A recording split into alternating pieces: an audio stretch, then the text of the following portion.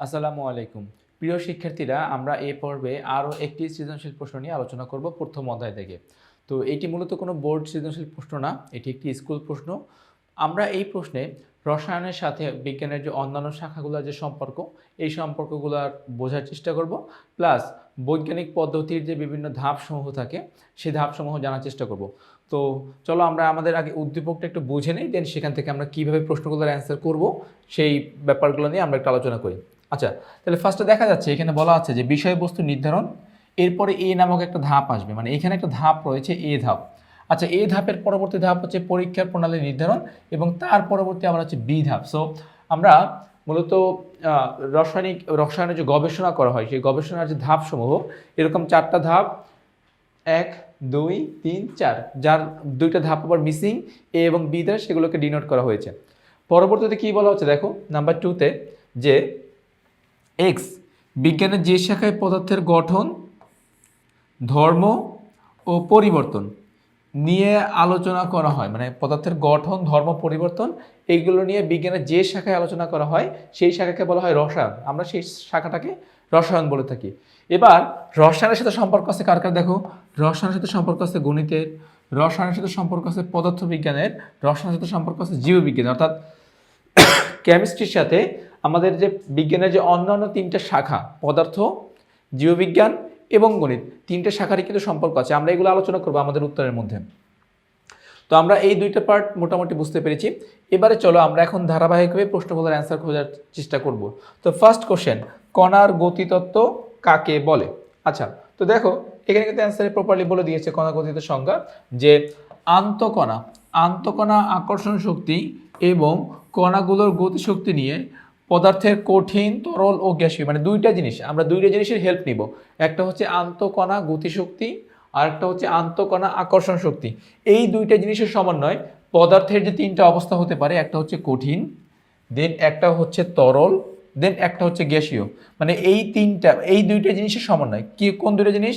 একটা হচ্ছে এই যে, আমি এটাকে একটা ডিফারেন্ট কালার দিয়ে ইউজ করি, দেখো এই যে আন্তঃকণা আকর্ষণ শক্তি আর একটা হচ্ছে গতি শক্তি। তাহলে এই 2টা জিনিসের সমন্বয় করে পদার্থের 3টা অবস্থা, কঠিন, তরল, গ্যাসীয়, ব্যাখ্যা করার তত্ত্বকে কণার গতিতত্ত্ব বলে। ব্যাস, আমাদের অ্যান্সারটা কমপ্লিট হয়ে যাচ্ছে। আচ্ছা, এবারে যাই খ নং প্রশ্নে। কি বলছে দেখো, যে শীতলীকরণ বক্ররেখা বলতে কি বোঝো ব্যাখ্যা করো। শীতলীকরণ বক্ররেখা বলতে আমরা তো জানি যে তাপ প্রদানের ফলে কোনো একটা বস্তুর গ্রাফটা আস্তে আস্তে উপরের দিকে উঠে এবং তাপ হ্রাসকরণ বা শীতলীকরণের ফলে কোনো একটা গ্রাফ আস্তে আস্তে নিচের দিকে নামে। তো আমাকে বলা হচ্ছে যে শীতলীকরণের বক্ররেখা বলতে কি বুঝো। তো আমরা এবারে যাচ্ছি সেখানে, দেখো ওকে, তরলকে শীতল করে কঠিনে পরিণত করার সময় তাপমাত্রার বিপরীতে সময়ের যে লেখচিত্র বা বক্ররেখা পাওয়া যায় তাকে শীতলীকরণ বক্ররেখা বলে। তো আমরা যদি তোমাদেরকে একটা উদাহরণ দিই তাহলে এই ব্যাপারটা তোমরা আরো একটু ভালো বুঝবা। এই যে তোমরা এই জিনিসটা একটু দেখতে পারো, দেখো এরকম ধরো এই, তাহলে এই যে আমাদের এটা হচ্ছে গিয়ে সময় থাকে এখানে, আর এক্স এক্সিসে থাকে সময়, ওয়াই এক্সিসে থাকে আমাদের তাপমাত্রা। তো আমরা কি করি, এইভাবে করি, তাই না? এই যেভাবে করি। তাহলে এই যে বক্ররেখার পয়েন্টগুলো পাওয়া যাচ্ছে, এই যে বক্ররেখার পয়েন্টগুলো পাওয়া যাচ্ছে, এই যে বক্ররেখার পয়েন্টগুলো পাওয়া যাচ্ছে, মূলত কোশ্চেনটা এই রিলেটেড কোশ্চেন এখানে করা হচ্ছে আমাদেরকে। আচ্ছা, তো দেখো আমি আরেকবার পুরোটা পড়ে শেষ করতেছি। তরলকে শীতল করে কঠিনে পরিণত করার সময় তাপমাত্রার বিপরীত সময়ে যে লেখচিত্র পাওয়া যায় তাকে শীতলীকরণ বক্ররেখা বলে। শুরুতে তুমি এক লাইনের একটা সংজ্ঞা লিখলা, এখানে তোমার 1 মার্ক হয়ে যাবে। আমরা কিন্তু দেখো সৃজনশীলের জন্য এটা জানি যে অনুধাবনমূলক প্রশ্নে জ্ঞানমূলক থাকবে। তো এই যে আমরা শুরুতে সংজ্ঞা লিখলাম, এই সংজ্ঞার মধ্যে আমাদের জ্ঞানমূলক ব্যাপারটা এখানে চলে আসছে। আচ্ছা, এরপরে কি বলছে দেখো, কোনো তরল পদার্থকে শীতল করলে তা কঠিন পদার্থে পরিণত হয়। এক্ষেত্রে তরল পদার্থকে তার হিমাঙ্ক মানে হচ্ছে তার গলনাঙ্কে নিয়ে তাকে হচ্ছে গিয়ে শীতল করতে হয়। ফলে সময়ের সাথে তাপমাত্রা ধীরে ধীরে কমতে থাকে এবং পদার্থের অবস্থার পরিবর্তন হয়ে তরল থেকে কঠিনে পরিণত হয়। সো এটা যে শুধুমাত্র তরল থেকেই কঠিন হবে এমনটা না, শীতলীকরণটা কিন্তু গ্যাসীয় অবস্থা থেকে তরল হতে পারে, তরল থেকে কঠিন হতে পারে। সো তুমি চাইলে শুধু যে তরল থেকে কঠিনই হবে সবসময় এমনটা না, চাইলে তুমি গ্যাসীয় অবস্থা থেকে তরলে আসতে পারো, আবার তরল থেকে কঠিনে যেতে পারো। সো 2টা ধাপ হতে পারে। আমরা এখানে ওই কথাগুলো যদি লিখে দিই ক্ষয়ের জন্য, আমাদের অ্যান্সারটা অ্যাপ্রোপ্রিয়েট হয়ে যাবে। গ নাম্বার প্রশ্নে যাচ্ছি। দেখো গ নাম্বার প্রশ্নে কি বলতেছে যে বি ধাপটি গবেষণার কার্যক্রমকে অনেক সহজ করে তুলতে পারে ব্যাখ্যা করো বি ধাপটি। আচ্ছা, তো দেখো এখানে বিষয়বস্তু নির্ধারণ, দেন বলতো যে কি হবে, এ ধাপটা কি হবে, এ ধাপটা হচ্ছে আমাদের বিষয়বস্তু সম্পর্কে আগাম কোনো ধারণা থাকলে সেই ধারণা নেওয়া। আচ্ছা, দেন হচ্ছে পরীক্ষার প্রণালী নির্ধারণ। পরীক্ষার প্রণালী বলতে বিষয়বস্তুর প্রয়োজনীয় উপকরণ, কীভাবে পরীক্ষাটা করব এইগুলো। আর বি ধাপটা হচ্ছে পরীক্ষণ। তাহলে আমরা চারটা ধাপকে আগে বুঝে নেই। একটা হচ্ছে বিষয়বস্তু নির্ধারণ, তাহলে এই ধাপটার জায়গায় কে বসবে, বিষয়বস্তু সম্পর্কে একটা আগাম ধারণা নেওয়া, অর্থাৎ আমরা বই বা ইন্টারনেট বা অন্য কোনো সোর্স থেকে কাজটা কীভাবে করব সেই সম্পর্কে আমরা একটা ধারণা নিব আর কি। দেন বসে পরীক্ষার প্রণালী নির্ধারণ।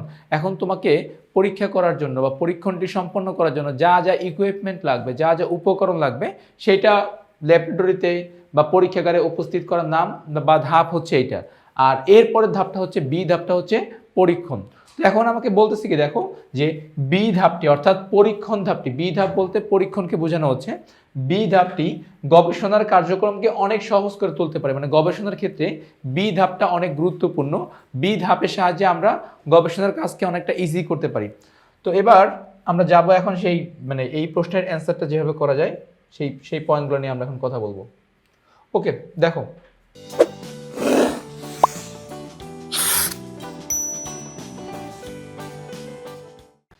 আচ্ছা, যদিও আমাদের এখানের লেখাগুলো দেখো মানে এই প্রশ্নের অ্যান্সারটা খুব বেশি একটা বড় আসবে না, মোটামুটিভাবে তোমাদেরকে এখানে এইটা তুলে ধরতে হবে যে পরীক্ষণ ধাপটা কেন আমাদের জন্য অনেক বেশি গুরুত্বপূর্ণ, ব্যাস এইটুকুই।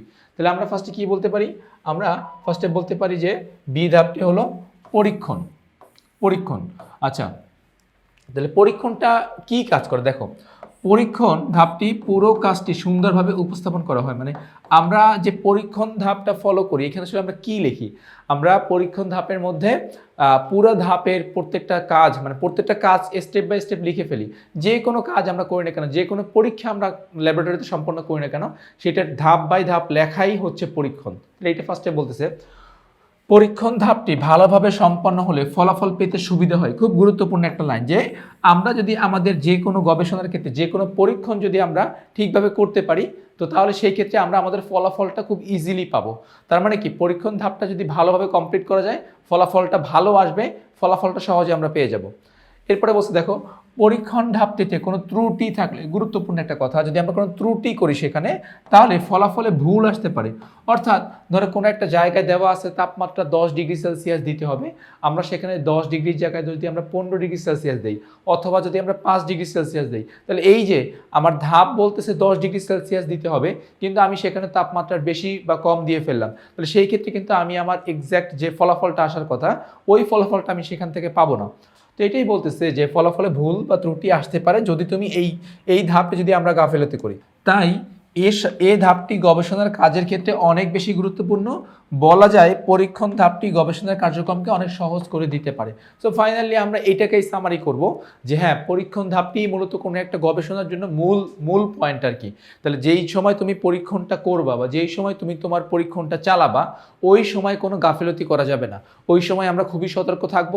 যেইভাবে আমরা আমাদের নোটগুলো আগে করবো বা যেইভাবে আমরা ধারণা পাবো, আমরা ঠিক ওইভাবেই কাজটা করব।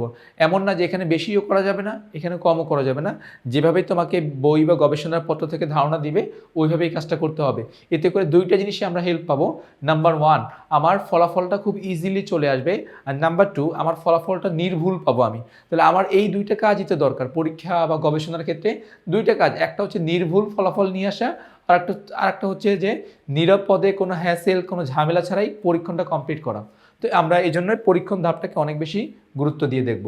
ওকে, সো আমাদের গ নাম্বার প্রশ্নে এইটুকু কথা যদি তোমরা লিখতে পারো, আশা করতেছি তোমাদের এই অ্যান্সারটুকু অ্যাপ্রোপ্রিয়েট হয়ে যাবে। আচ্ছা, এবারে যাচ্ছি আমরা আমাদের ঘ নাম্বার প্রশ্নে। কি বলছে দেখো তো, উদ্দীপকের এক্স এবং উদ্দীপক সংশ্লিষ্ট বিষয় নিবিড় সম্পর্ক আছে। এক্স কে বলো তো? রসায়ন। কারণ বিজ্ঞানের যে শাখায় পদার্থের গঠন ধর্ম পরিবর্তন নিয়ে আলোচনা করা হয় তাকে আমরা বলি রসায়ন বা রসায়ন বিজ্ঞানের শাখা এটা আর কি। এখন এই যে রসায়নের সাথে পদার্থবিজ্ঞান, গণিত, জীববিজ্ঞান সহ আরও অন্যান্য যে সেক্টরগুলো রয়েছে বিজ্ঞানের, এই সেক্টরগুলোর রিলেশনশিপ আমাকে দেখাতে হবে যে হ্যাঁ, জীববিজ্ঞান কীভাবে সম্পর্কযুক্ত, বা গণিত কীভাবে সম্পর্কযুক্ত, বা পদার্থবিজ্ঞান কীভাবে সম্পর্কযুক্ত। Okay fine. আসলে আমরা এখন কয়েকটা পয়েন্টের সাহায্যে এটাকে আমরা একটু ব্যাখ্যা করব। নাম্বার 1 কি বলছে? সালোক সংশ্লেষণ উদ্ভিদ বা জীববিজ্ঞানের একটা বিশেষ প্রসেস, যার মাধ্যমে উদ্ভিদ এবং আমাদের এই পরিবেশ বা আমরা উদ্ভিদ এবং পরিবেশ যেই সম্পর্কের মাধ্যমে কানেক্টেড তার নাম হচ্ছে সালোক সংশ্লেষণ বা ফটোসিনথেসিস। এই সালোক সংশ্লেষণ প্রসেসের কাঁচামাল কি? কার্বন ডাইঅক্সাইড এবং পানি, মূলত একটা কেমিস্ট্রির উপাদান। এবং সালোক সংশ্লেষণ প্রক্রিয়া কি তৈরি হয়? গ্লুকোজ তৈরি হয়, যার আণবিক সংকেত C6H12O6। তো দেখো তো এখানে কি কেমিক্যাল উপাদান বা কেমিস্ট্রির উপাদান নিয়ে কাজ করা হচ্ছে। প্রসেসটা কিন্তু বায়োলজির, সালোক সংশ্লেষণ প্রসেসটা বায়োলজির, কিন্তু কাঁচামালগুলো বা প্রোডাক্টগুলো হচ্ছে কেমিস্ট্রি। তাহলে এখান থেকে আমরা বলতে পারি যে হ্যাঁ, কেমিস্ট্রির সাথে বায়োলজির একটা খুব নিবিড় সম্পর্ক রয়েছে। আচ্ছা, এবারে আসো, শুধুমাত্র এইটাই না, আরো কয়েকটা পয়েন্ট এখান থেকে আমরা ব্যাখ্যা করতে পারি। যেরকম ধরো আমরা যে খাবার গ্রহণ করি, সেই খাবার গ্রহণ করার পরে কি হয়? খাবারটা আমাদের দেহে শোষিত হয়, আমাদের দেহের যে কোষগুলো সেই খাবারটা গ্রহণ করে। এখন আমাদের দেহের কোষগুলোতে কিন্তু শক্ত বা কঠিন খাবার গ্রহণ করতে পারে না, তারা তরল বা দ্রবীভূত অবস্থায় সেই খাবারটা গ্রহণ করে। এজন্যই বলা হচ্ছে আমরা যে শর্করা জাতীয় খাবারটা খাই, এই শর্করা জাতীয় খাবারটা কিসে পরিণত হয় বলতো? গ্লুকোজে পরিণত হয়। অর্থাৎ শর্করা একটা কঠিন বা একটা শক্ত জিনিস, আমাদের দেহের কোষগুলো সেটা নিতে পারবে না, সেই জন্য শর্করাটা গ্লুকোজে রূপান্তরিত হয়। আমরা যে প্রোটিন জাতীয় খাবারটা খাই, সেই প্রোটিন জাতীয় খাবারটা কিসে কনভার্ট হয়? অ্যামাইনো অ্যাসিড বা অ্যামিনো অ্যাসিডে রূপান্তরিত হয়। তাহলে এই যে খাদ্যকে যে আমরা ভেঙে ভেঙে ছোট ছোট অংশে রূপান্তর করতেছি, যেগুলো কিনা আমাদের দেহ বা আমাদের দেহের কোষ গ্রহণ করতে পারবে, এখানেও কিন্তু একটা কেমিস্ট্রির নিবিড় সম্পর্ক রয়েছে। তাহলে ওভারঅল বলা যায় যে সালোক সংশ্লেষণ প্রক্রিয়া বলো বা শর্করাকে ভেঙে আমরা গ্লুকোজ বা প্রোটিনকে ভেঙে আমরা অ্যামাইনো অ্যাসিড পরিণত করতেছি, এই প্রসেসগুলোর কথা বলো, সকল ক্ষেত্রেই কিন্তু জীববিজ্ঞানের সাথে কেমিস্ট্রির একটা নিবিড় সম্পর্ক রয়েছে।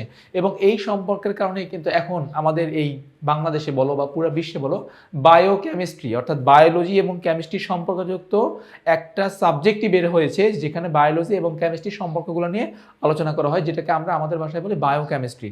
ওকে, তো আই থিঙ্ক তোমরা এই পয়েন্টটা প্রপারলি বুঝতে পেরেছো। এবারে যাচ্ছি আমাদের সেকেন্ড পার্টে। দেখো, পদার্থ বিজ্ঞানের সাথে রসায়ন বিজ্ঞানের সম্পর্ক।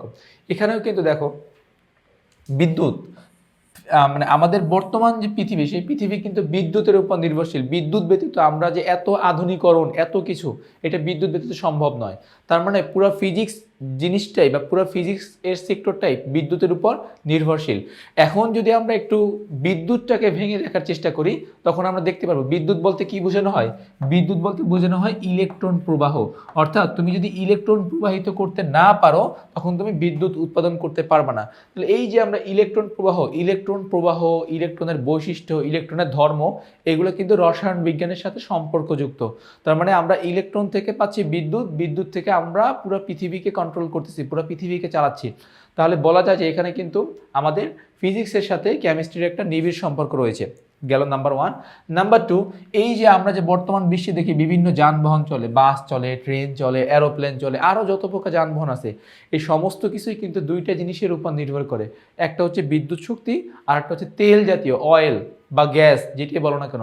তাহলে তেল বলো বা হচ্ছে গ্যাস বলো, এগুলো কিন্তু কেমিস্ট্রির, পেট্রোলিয়াম বা আমাদেরকে সহজে বলি হাইড্রোকার্বন। তো এইভাবেই বলা যায় যে বিদ্যুতের উপর যেরকমভাবে ফিজিক্স নির্ভরশীল, ঠিক তেমনিভাবে যানবাহন যে তোমার বিভিন্ন তেল বা গ্যাসের সাহায্যে চলবে, সেখানেও কিন্তু কেমিস্ট্রির সাথে ফিজিক্সের একটা সম্পর্ক পাওয়া যায়। আচ্ছা, তো এই কথাগুলো আমাদের এখানে লিখতে হবে। আমরা যদি এই কথাগুলো লিখতে পারি, তাহলে আমাদের এই অ্যান্সারটুকু ফুলফিল হয়ে যাবে। সর্বশেষ যাচ্ছি দেখো গণিতে, মানে গণিতের সাথে কেমিস্ট্রি কী সম্পর্ক। তো দেখো, গণিতের সাথে বিজ্ঞানের প্রত্যেকটা সেক্টরের সম্পর্ক রয়েছে। আমরা যত হিসাব নিকাশ করব, এই সমস্ত হিসাব নিকাশ কিসের ভিত্তিতে গড়ে উঠবে? গণিতের ভিত্তিতে। আমাদের কেমিস্ট্রির যে বিভিন্ন সূত্র রয়েছে, যেরকম দেখো ঘনমাত্রা নির্ণয়, হ্যাঁ, এই যে কয়েকটা পয়েন্ট আমি এখানে বলে দিচ্ছি, যে দ্রবণের ঘনমাত্রা নির্ণয়, এইখানে তো আমাকে ঘনমাত্রা নির্ণয় করতে হলে তো ম্যাথের সাহায্য নিতে হবে। যৌগের সংযুক্তি নির্ণয়, শতকরা সংযুক্তি নির্ণয়, বিক্রিয়ার হার নির্ণয়, এই যে ব্যাপারগুলো আসবে, এই ব্যাপারগুলোতে তোমাকে অবশ্যই ম্যাথমেটিক্যালভাবে সেটা প্রমাণ করতে হবে।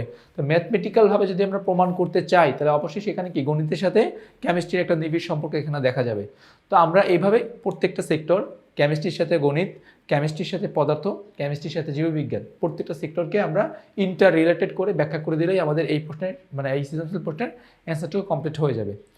ওকে, তো তাইলে আমি এই সৃজনশীল প্রশ্নের একদম শেষ পর্যায়ে চলে এসেছি। তো আমি আশা করছি তোমরা এইটুকু অ্যান্সার প্রপারলি বুঝতে পেরেছো। তো আজ এ পর্যন্তই। নতুন কোনো সৃজনশীল পর্বে আবার তোমাদের সাথে আমার দেখা হবে। ততক্ষণ পর্যন্ত তোমাদের সাথে আমার দেখা হবে। ততক্ষণ পর্যন্ত সবাই ভালো থাকো, সুস্থ থাকো। আল্লাহ হাফিজ।